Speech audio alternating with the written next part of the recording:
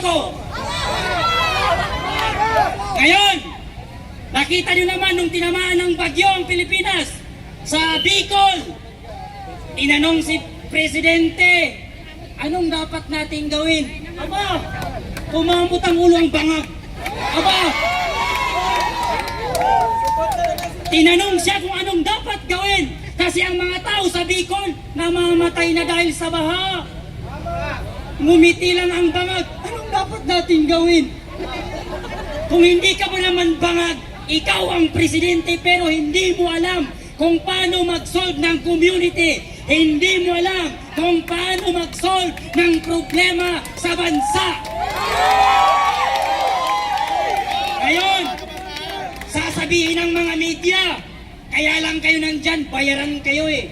Hoy, media-medyahan, walang bayaran dito. Mahal namin ang pamilya Duterte. Bakit? Ayaw namin ang adik, kaya mahal namin si Duterte. Duterte, maganda siya magpatakbo ng lugar at ng ating bansa.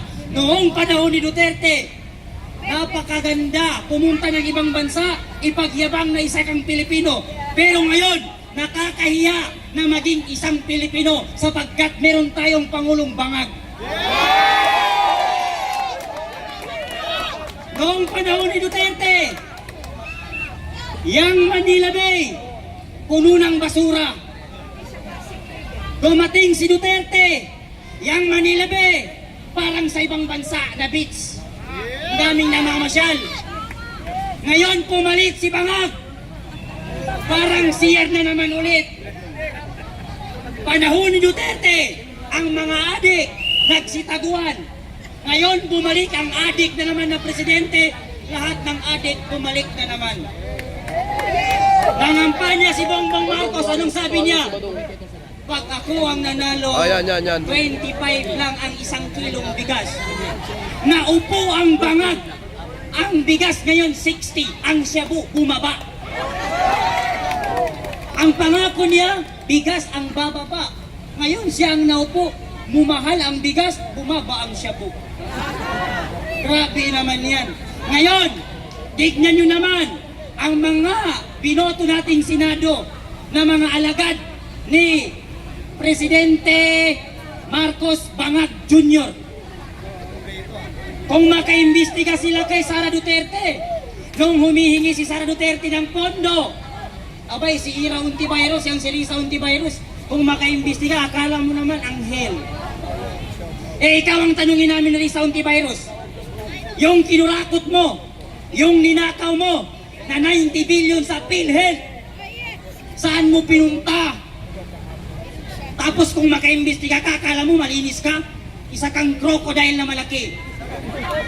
Tapos yang si Tambaluslos naman, Martin Romualdez na parang elepante. Yang laki ng tiyan mo, bawasan mo bago ka magpresidente.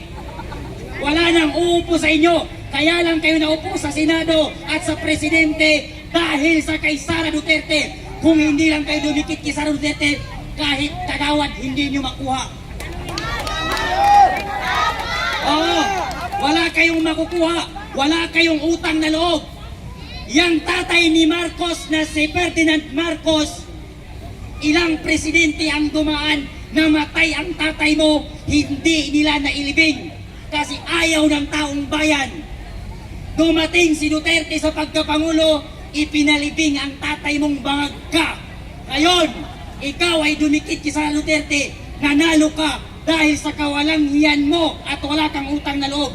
Nung naupo ka, tinrider mo ang pamilya Duterte. Ngayon, lahat ng anti-Duterte, alam nyo na ang meaning yan. Ibig sabihin, adik yan. Yes. Pag ang tao galit sa kay Duterte, adik yan. Pag ang Senado galit kay Duterte, adik yan.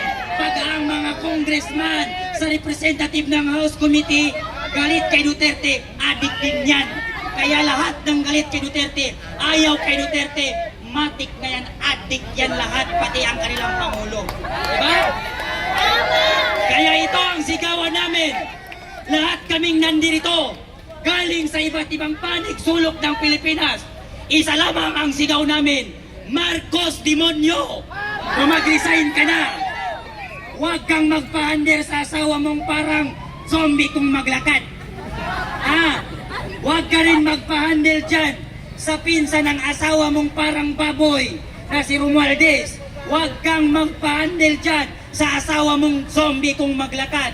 Kaya ikaw naman, pag in-interview ka, Bongbong Marcos, yung bunganga mo, ayusin mo. Kasi napaghahalatan kang adik. Kasi pag in-interview ka, ngayon, ipapapatay niyo pa ang aming mahal na Vice Presidente? Nagkakamali kayo dyan. Kahit ialis niyo pa ang mga bodyguard, ang sundalo ng Moro ay handang mag-bodyguard at sumuporta sa kay Duterte at sa anak niya. Kaming mga Muslim, handa kaming magpakamatay para sa pamilya ni Duterte. Dahil dyan, mag-resign na kayong lahat dahil wala kaming mapapala sa inyo. Puro kayo bangag, puro kayo adik, puro kayo bobo. Bobo, malaking bobo, hindi small. Big bobo. Okay. Resign na Marcos. Resign. Bobo, bangag. Iyon ang nagsalita. Concern lang siya sa kanilang